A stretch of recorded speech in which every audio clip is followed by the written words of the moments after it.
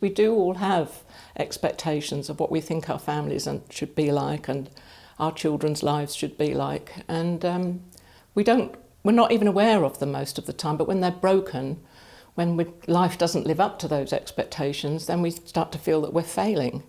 And particularly around children, we kind of focus so much of our moral standing around, are we meeting our children's needs? And the pressure on parents nowadays, I think, is just enormous in terms of how they're expected to be able to provide for their children and give them this wonderful childhood. And one of the ways in which we can pursue that and kind of question it is to think, well, what we generally regard as normal families, they may well have troubles, and so things that we normally would accept as just absolutely straightforward. So, for example, gender divisions in who does what within the household and so on, they tend to be taken for granted, and they're questioned more nowadays than they used to be. But we'll have expectations of that, and we might then say, well, that's what's considered normal, but perhaps we want to trouble that. Maybe we want to question it a little bit and see a different way of thinking about that. And then in the other direction, we might take a topic that would normally be seen as, oh, this is really problematic about families. So, for example, teenage pregnancy has been treated that way in this country for quite a while. But we might want to say, well, actually, for some people, that might be a perfectly normal way of doing things, historically or in different cultures or whatever, or in different parts of the community in this country. So it just opens up new questions and new ways of looking at different family lives. But one of the other aspects about family lives is that we feel very open to the judgments of others and very concerned about how our families appear to other people. And indeed, there may be other people who are judging our families, and there'll come a point at which they decide our families are troubling and require some interventions and so on. So as well as how people themselves regard their families, it opens up huge issues about the division between private lives and public lives, and who is it who gets to make those decisions that your family is troubling. So this work started, as I say, more than 10 years ago. The first event we did was a symposium in London, and that people came to from all over the world. People really engaged with the issues, which was very delightful. And from that we did a book called Family Troubles, which came out in 2013.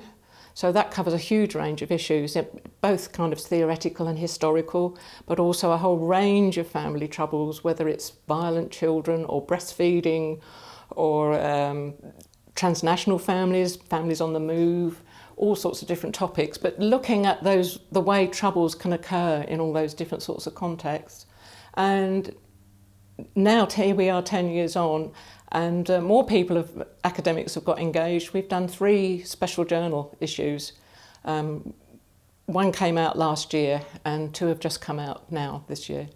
So there's a lot of different academics who have now engaged with it. But we have also done a blog, and we've tried to translate some of the research into more everyday language as well. So we hope very much a whole range of people will find their way to some of these publications. I think the key messages to come out of this, it's not a clear-cut set of findings as such. It's a way of looking at families through a different lens and seeing different things that are going on and asking different sorts of questions and avoiding some of the stereotypes.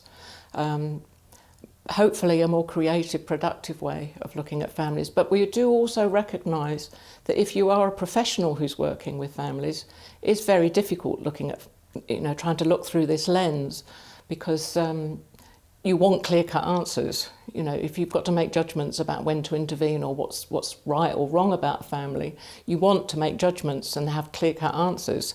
And we don't give clear-cut answers, and that's tough. We absolutely recognise that that's tough. But equally, if you're imposing clear-cut answers and they're really unhelpful and really overlook all sorts of aspects of people's family lives, then the chances are you may be doing harm as well. So we've discussed this directly in relation, for example, to cultural differences.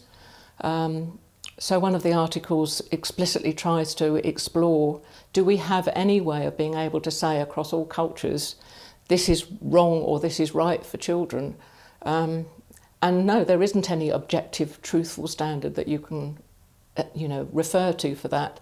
But equally, does that mean to say that anything goes, that it's just a question of what's right in that particular culture?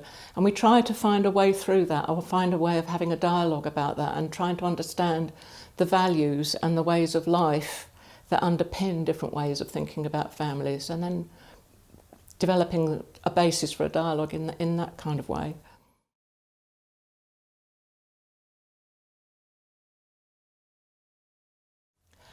Well, I think there's two things. Is one, that I would really hope that it would help everybody think differently about families and just step back a bit from all these expectations and idealisations.